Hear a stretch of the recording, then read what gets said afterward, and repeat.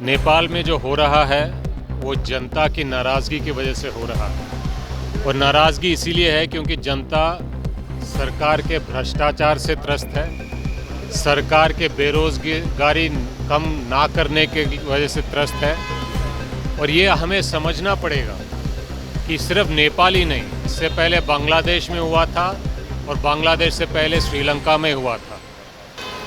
पटना में सरकार वोट चोरों की है, दिल्ली में सरकार वोट चोरों की है। तो इसलिए जो वोट चोरी की सरकार है वो जनता पे लाठीचार्ज करती है, अडानी को सस्ते दाम पे हज़ारों एकड़ ज़मीन देती है, जनता के लिए काम नहीं करती है क्योंकि उसको पता है कि वो वोट चोरी से जीत रहे हैं, जनता की सेवा करके जीतने की ज़रूरत नहीं है। तो इसीलिए जनता के खिलाफ़ काम करते हैं, जनता पे जुल्म करते हैं और बड़े बड़े माफिया, गैंगस्टर, उद्योगपति का भला करते हैं। नमस्कार, वॉच न्यूज देख रहे हैं आप और मैं हूं शिखा। नेपाल में जारी विरोध प्रदर्शन से अब बिहार की राजनीति भी गर्मा चुकी है। कांग्रेस के प्रभारी कृष्णा लावारू ने मीडिया से बात करते हुए कहा कि नेपाल में हो रहा प्रदर्शन की जड़ भ्रष्टाचार और आर्थिक संकट है। उन्होंने ये भी याद दिलाया कि ऐसा संकट पहले बांग्लादेश और श्रीलंका में भी देखने को मिला था। वहीं दूसरी तरफ डिप्टी सीएम सम्राट चौधरी ने इन हालातों के लिए कांग्रेस को जिम्मेदार ठहराया है। इस बयान के बाद कृष्णा लावारू ने सम्राट चौधरी पर सीधा निशाना साधते हुए कहा कि बिहार की स्थिति किसी से छिपी नहीं है और असली वोट चोर पार्टी बीजेपी है। वो आगे अपने बयान में कहते हैं कि ये वोट चोरों की सरकार है, इन्हें जनता से कोई भी फर्क नहीं पड़ता, वोट चोरी से इन्हें वोट मिलता है, सरकार अडानी को कम पैसों में जमीन देती है और आम जनता को यूं ही छोड़ देती है। नेपाल में जो हो रहा है वो जनता की नाराज़गी की वजह से हो रहा है और नाराज़गी इसीलिए है क्योंकि जनता सरकार के भ्रष्टाचार से त्रस्त है, सरकार के बेरोज़गारी कम ना करने के वजह से त्रस्त है। और ये हमें समझना पड़ेगा कि सिर्फ नेपाल ही नहीं, इससे पहले बांग्लादेश में हुआ था और बांग्लादेश से पहले श्रीलंका में हुआ था। वोट चोरी की सरकार जब तक जनता की आवाज़ नहीं सुनेगी, जनता का दुख दर्द पे काम नहीं करेगी, जनता के लिए काम नहीं करेगी, तब तक जनता असंतुष्ट रहेगी, नाराज़ रहेगी और नाराज़गी कभी भी आक्रोश में बदल सकती है। लेकिन धन्यवाद। सम्राट चौधरी है, वो इसके जिम्मेदार कांग्रेस है। ये घटना नेपाल में जो घटी उसके जिम्मेदार कांग्रेस है, सम्राट चौधरी ने कहा। नेपाल में जो घटना घटी है उसके जिम्मेदार बीजेपी का कहना कि कांग्रेस है। हम ये कह रहे हैं कि देश में जो हालत है, बिहार में जो हालत है, उसकी जिम्मेदार वोट चोर हैं और वोट चोर बीजेपी है। चेहरा स्पष्ट क्यों नहीं हो पा रहा अभी तक इंडिया अलायंस का? मुख्यमंत्री चेहरा बिहार का है और बिहार की जनता तय करेगी। आप रुक के देखिए, आप हड़बड़ी की में क्यों है? चिंता मत करिए, सब कुछ ठीक चल रहा है। सीट शेयरिंग पे बातचीत अच्छी तरह चल रही है और हर बैठक में ज़्यादा से ज़्यादा सीट क्लियर करने का प्रयास हो रहा है।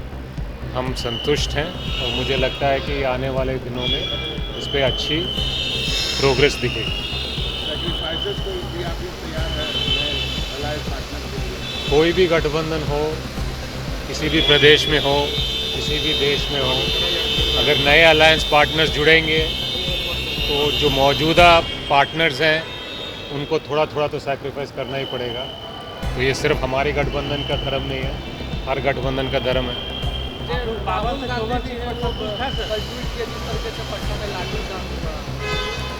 पटना में सरकार वोट चोरों की है, दिल्ली में सरकार वोट चोरों की है। तो इसलिए जो वोट चोरी की सरकार है वो जनता पे लाठीचार्ज करती है, अडानी को सस्ते दाम पे हज़ारों एकड़ ज़मीन देती है, जनता के लिए काम नहीं करती है क्योंकि उसको पता है कि वो वोट चोरी से जीत रहे हैं, जनता की सेवा करके जीतने की ज़रूरत नहीं है। तो इसीलिए जनता के खिलाफ़ काम करते हैं, जनता पे जुल्म करते हैं और बड़े बड़े माफिया, गैंगस्टर, उद्योगपति का भला करते हैं। अच्छा, जिस तरीके से अभिषेक बनर्जी उन्होंने कहा है कि क्रॉस वोटिंग हुई है, वो बीजेपी के लोगों ने कराया 15-20 करोड़ रुपया देकर। बिहार की जनता, भारत की जनता बहुत सारे मुद्दों को लेकर त्रस्त है।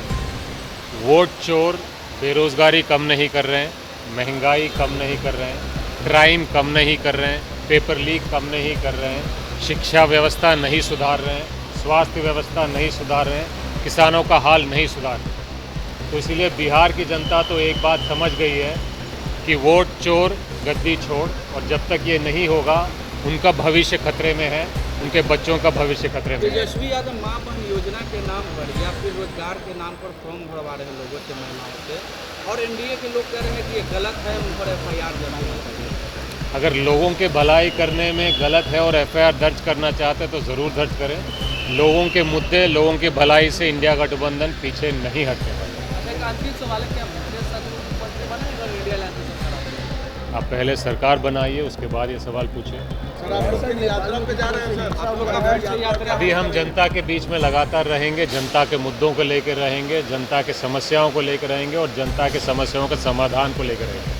धन्यवाद। नेपाल में यानी नेपाल के हालत से शुरू हुई बात बिहार की राजनीति में गर्माहट तक पहुंच चुकी है। हमारे साथ जुड़े रहे ऐसी तमाम खबरों के लिए।